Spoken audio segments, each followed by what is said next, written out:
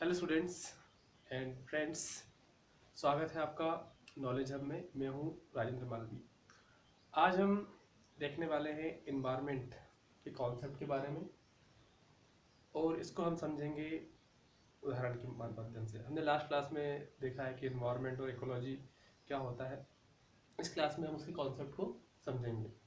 सबसे पहले हम समझते हैं कि ये इन्वायरमेंट होता क्या है। जैसे कि हमने लास्ट क्लास में बोला था कि जो सभी जीव जंतु होते हैं वो क्या होते हैं, एक दूसरे पर निर्भर होते हैं, है ना।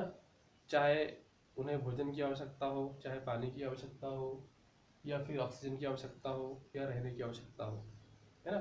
तो सभी जीव जंतु क्या है, एक दूसरे पर डिपेंड है। चाहे हम जीव जंतुओं की बात करें, जैसे हमारे पास एनिमल्स होते हैं। एनिमल्स भी क्या होते हैं, ऑक्सीजन के लिए प्लांट्स पर डिपेंड करते हैं क्योंकि ऑक्सीजन उन्हें वहाँ से मिलती है।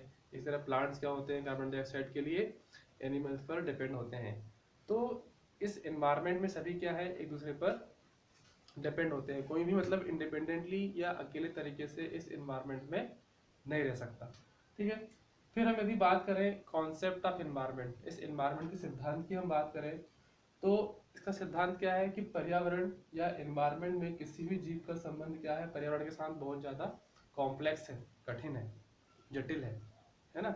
इसे हम सिंपल तरीके से देखने की कोशिश करेंगे तो हमें इतना सिंपल समझ में नहीं आएगा। हमें ऐसा लगता है देखने पर कि सभी जीव क्या है, इंडिपेंडेंटली रह रहे हैं, या फिर वो उससे या कोई एक जीव दूसरे जीव पर डिपेंड नहीं है। लेकिन यदि हम इस संबंध को समझें, ध्यान से देखें, तो क्या है, हर एक जीव एक दूसरे पर डिपेंड करता है, ठीक है ना। इसलिए हम बोल सकते हैं कि पर्यावरण के साथ किसी भी जीव का संबंध क्या है, बहुत ज़्यादा कॉम्प्लेक्स है या जटिल है, ठीक है। जैसे कोई भी जीव अकेले बिना किसी अन्य जीव के नहीं रह सकता, उसे कहीं ना कहीं क्या है, किसी जीव पर डिपेंड रहना ही पड़ता है। जैसे मैंने आपको अभी समझाया कि चाहे उसे ऑक्सीजन की आवश्यकता हो, हमें लगता नहीं कि हमें पेड़ की आवश्यकता है, हम इंडिपेंडेंटली रह रहे हैं, लेकिन कहीं ना कहीं क्या है, हम ऑक्सीजन के लिए पेड़ पर, प्लांट्स पर डिपेंड करते हैं। जैसे भोजन की आवश्यकता है तो हमें कहाँ से मिलेगा, वो भी प्लांट से ही मिलेगा, चाहे फ्रूट्स हो या क्रॉप्स हो, है ना, अनाज हो या फिर फल हो, सभी हमें कहाँ से मिलता है, प्लांट से ही मिलता है। तो हम वहाँ पर क्या करते हैं, कहीं ना कहीं डिपेंड होते हैं। इसके अलावा ये इन्वायरमेंट जो हम देखते हैं वो हमें कैसा दिखाई पड़ता है, स्थिर दिखाई पड़ता है। लेकिन हमारा इन्वायरमेंट क्या है, स्थिर या स्टैटिक नहीं है। ये कैसा है, अब मैंने लास्ट क्लास में आपको समझाया था कि जो हमारा इन्वायरमेंट है वो क्या है, दो चीज़ों से मिलकर बना होता है, बायोटिक और अबायोटिक। बायोटिक मतलब जैविक घटक भी होते हैं इसमें, अजैविक घटक भी होते हैं। मतलब जैविक मतलब चाहे उसमें जो लिविंग ऑर्गेनिज्म हो, पेड़ हो, पौधे हों, जानवर हों, या फिर नॉन लिविंग कंपोनेंट, चाहे जैसे वाटर, एनर्जी, सन रेडिएशन, ये सभी क्या है, अजैविक। मतलब दोनों ही चीज़ों से मिलकर बना होता है। तो जो हमारा एनवायरनमेंट है वो स्टैटिक नहीं है, स्थिर नहीं है। कैसा है वो हमारा एनवायरनमेंट, ये क्या कर रहा है, लगातार परिवर्तित हो रहा है। हमारा एनवायरनमेंट क्या हो रहा है, लगातार परिवर्तित हो रहा है, ठीक है ना। और इसमें दोनों ही कंपोनेंट क्या है, प्रचुर मात्रा में है। यदि हम इसको एक उदाहरण से समझें, क्या समझें कि एक मछली का ही एग्जाम्पल है, एक फिश का हम एग्जाम्पल लेते हैं और उसके हम इंटरनल और एक्सटर्नल दोनों एनवायरनमेंट के बारे में समझते हैं। मतलब एक मछली का चाहे बाहरी वातावरण को हम ले लें और एक मछली के आंतरिक वातावरण को हम ले लें। अब इसको इससे हम समझते हैं कि मछली कैसे आंतरिक रूप से और बाहर रूप से, दोनों रूप से क्या है, इस वातावरण पर डिपेंड करती है। जैसे एक मछली को पानी में रहना है तो उसे बाहर रूप से क्या क्या चाहिए, क्या वो केवल अपने तक ही सीमित है, नहीं, उसे एक्सटर्नल एनवायरनमेंट से भी बहुत कुछ चाहिए। जैसे उसे सनलाइट चाहिए, विदाउट सनलाइट क्या होगा, सरवाइव नहीं कर पाएगी। कोई भी जीव हो यहाँ पर विदाउट सनलाइट क्या हो, चाहे प्लांट हो या एनिमल हो, चाहे ह्यूमन बीइंग हो, विदाउट सनलाइट तो कुछ काम होगा ही नहीं, है ना। तो सनलाइट चाहिए चाहिए उसको।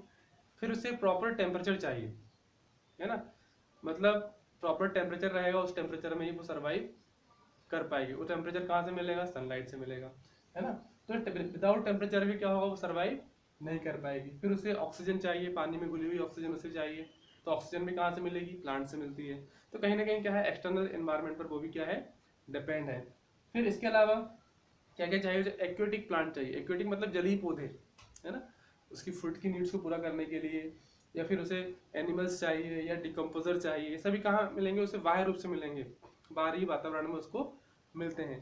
तो हम फिश को भी देखें तो बाह्य रूप से भी क्या है, वो वातावरण पर डिपेंड करती है। यदि हम उसके इंटरनल एनवायरनमेंट की बात करें, आंतरिक वातावरण की बात करें मछली के, तो आंतरिक वातावरण में हम देखेंगे इसका बाह्य शरीर क्या होता है, एक सतह से घिरा होता है ना, ताकि वो पानी में रहने लायक हो, है ना। तो इंटरनली भी क्या है, उसका शरीर इस तरह से इन्वायरमेंट ने क्रिएट किया है कि वो यहाँ सरवाइव कर पाए। हम देखते हैं फिश की जो शेप होता है वो कैसा होता है, वो इजीली पानी को काट के आगे बढ़ सकती है, पानी में घुली ऑक्सीजन को एब्जॉर्ब कर सकती है। तो कहीं ना कहीं उसको इन्वायरमेंट ने इस तरीके से क्रिएट किया है कि वो वहाँ पर सर्वाइव कर पाए, मतलब उसका आंतरिक वातावरण भी रिस्पॉन्सिबल है उसके लिए, तभी वो सर्वाइव कर पा रही है ना। नहीं तो हम एज अ मैन हम ऑक्सीजन, पानी में घुली ऑक्सीजन लेना हमारे लिए पॉसिबल नहीं है, लेकिन उसके लिए पॉसिबल है। क्यों? क्योंकि इन्वायरमेंट ने उसको ऐसी कंडीशन दी है।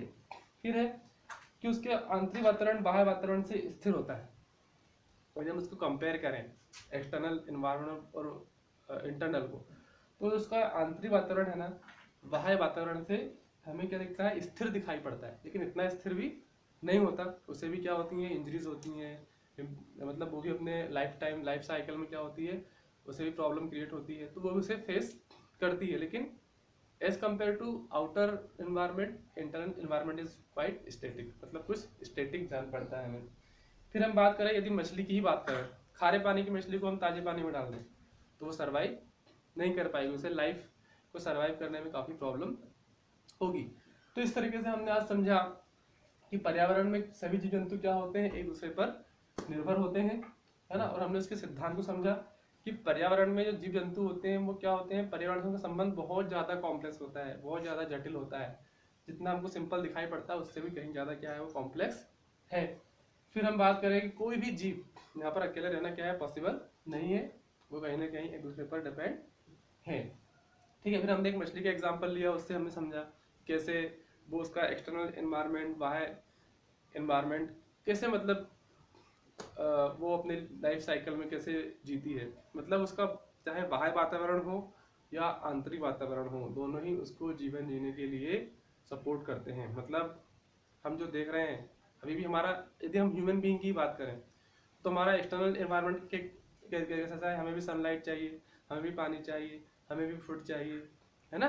तभी तो हम ये यहाँ पर सर्वाइव करते हैं। यदि हमारा इंटरनल एनवायरनमेंट देखें तो हमारे पास नोज है ऑक्सीजन लेने के लिए, है ना, एक प्रॉपर हमारी बॉडी है ताकि हम यहाँ पर सर्वाइव कर सकते हैं, है ना। तो हमारा बॉडी स्ट्रक्चर जो है वो हमारा इंटरनल एनवायरनमेंट, जिसकी हेल्प से हम यहाँ पर रह पाते हैं। और जो हमारा एक्सटर्नल एनवायरनमेंट है, सनलाइट हो गया, वाटर हो गया, ये सभी क्या है, हमारे लिए इम्पोर्टेंट है। बिना इसके हम सर्वाइव नहीं कर पाएंगे। ठीक है ना। तो आप समझ गए होंगे इन सभी एग्जाम्पल से कि इन्वायरमेंट और एनवायरमेंट के कॉन्सेप्ट क्या होते हैं। यदि आपको किसी पॉइंट पर कोई डाउट हो तो सिंपल आप कमेंट बॉक्स में लिखकर पूछ सकते हैं। तो आज की क्लास में इतना ही। Thank you for watching.